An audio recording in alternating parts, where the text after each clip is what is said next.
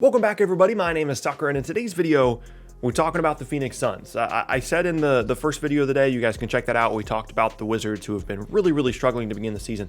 I talked about how you guys have really been enjoying me going through and talking about, each individual team, how they're doing at certain points of the year, whether they're up and or down.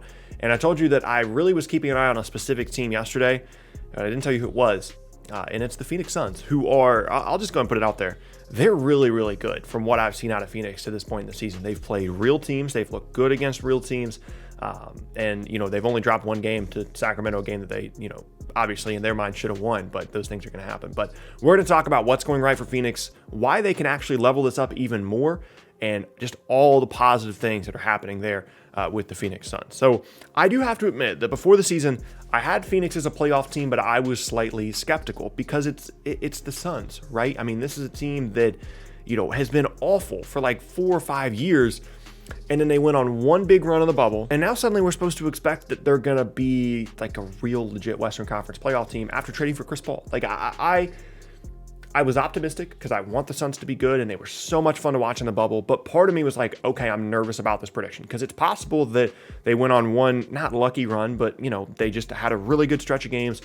Chris Paul shows up and it doesn't quite fit, or he gets hurt, or he's too old, or whatever the case may be, and they're not actually as good as people thought they were going to be. However, they've proven themselves to be a good NBA team to start this season.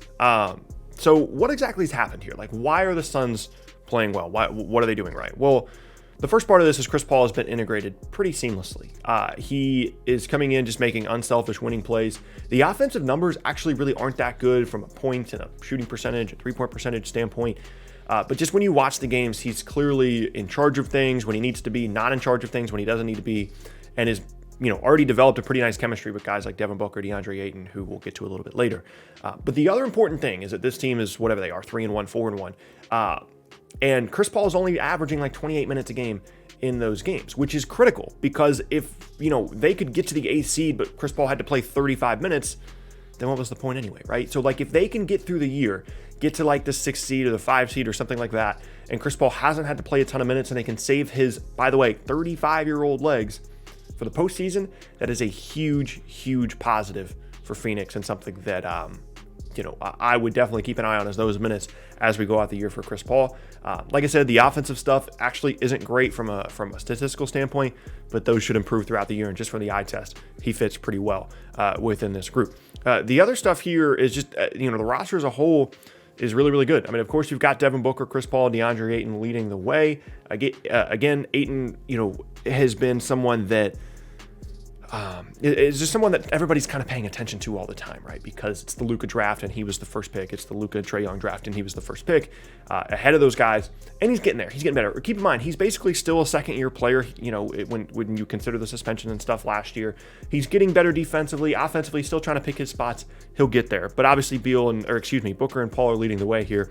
But there's also a ton of versatility on this roster as well. And I think this might actually be their biggest strength. I mean, you've got guys like Bridges, Johnson, Crowder, Payne, Saric, Carter, and they're never really in a position, and I made this point earlier today on Twitter, they're never really in a position to have to put a bad NBA player on the floor. And like, that sounds like such a simple little piece of analysis, but it's true. Like, there are a lot of teams, contenders and otherwise, in the NBA that because of how the rotation is, because of how thin their rotation is and the way that teams schedule out their minutes and they don't want to overplay players in the regular season, they end up having to put just bad NBA players on the floor. Guys that should not be getting minutes are getting minutes for certain teams. Even contenders, even good teams are putting bad NBA players on the floor when fully healthy because their roster just isn't constructed well enough to be that deep. That's not really the case for Phoenix unless you're considering Cameron Payne to be a bad NBA player, which some games he can be, but for the most part, he's actually been pretty good in Phoenix. And that's such a huge, level up for this group, such a huge improvement for Phoenix to have this level of depth, especially on the wing, something they've been trying to grow and develop over the last however many drafts with guys like Cam Johnson, Mikal Bridges, TJ Warren, who they traded away, Josh Jackson, even going all the way back there. They've been trying to get this level of wings on this roster for a while, and now that they have, Bridges, Johnson, they signed Crowder, all those different guys are really helping them. And then like Javon Carter, Cameron Payne have been good in the backcourt. Sarge provides you some nice front court versatility. It's a really good group, and it's a fun group as well. And the surprising thing for me, and one thing that I didn't expect for Phoenix, was these guys can really guard. I had thought that, if Phoenix was going to be good this year, it was going to be because Their offense was really good with Booker and Paul, and they could defend, well enough to stay in games and get that 7th or 8th seed in the West. But watching them last night, I mean, like Javon Carter and Jay Crowder and Chris Paul and Bridges, I mean, these are strong guys that are active defensively. And I mean, they have one of the best defensive ratings in the league as a result. And even the guys that, you're not expecting to be great defensively are at least putting in effort. And they appear to be a well-coached, cohesive team on that end of the floor.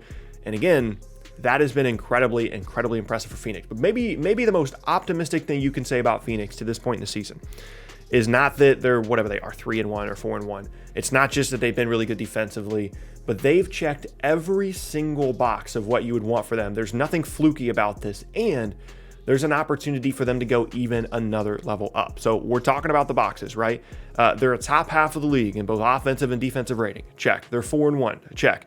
They've beat 2 Western Conference playoff teams from a year ago. They're beating real teams. They beat the Mavs, and then they beat the Jazz last night. Check. The individual players are looking good, and they look good as a cohesive unit.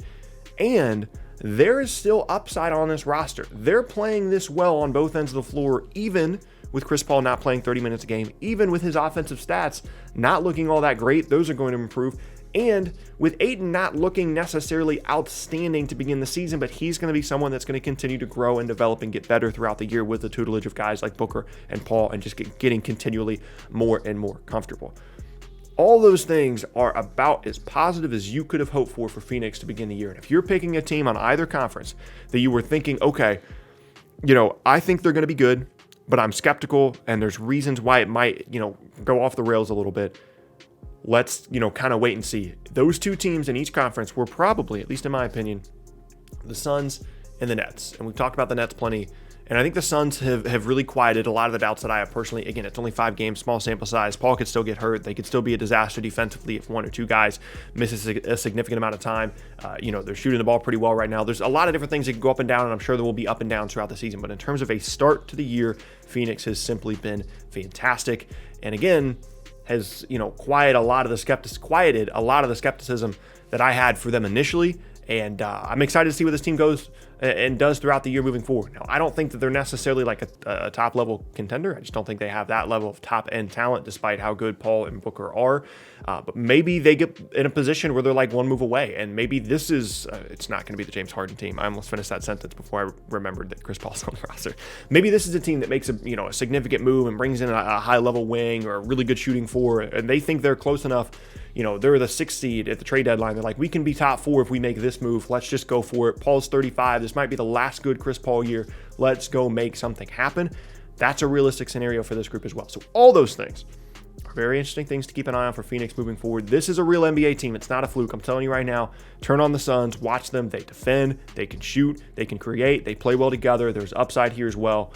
Keep an eye on Phoenix as we go throughout the rest of this NBA season. But that is going to be the end of today's video, and I thank you all very much for watching. Once again, my name is Tucker. If you missed any of my previous videos, then be sure to check out the boxes on screen. I upload twice a day, every day, all throughout the NBA season, so it's a great place for consistent NBA content. And you can leave a like rating on the video as well. Helps me out a ton, lets me know that you're enjoying this specific piece of content, and helps to get out to more people on YouTube as well. Hope you guys have an awesome rest of your day. Hope you had a great start to 2021, and I will see you all next time.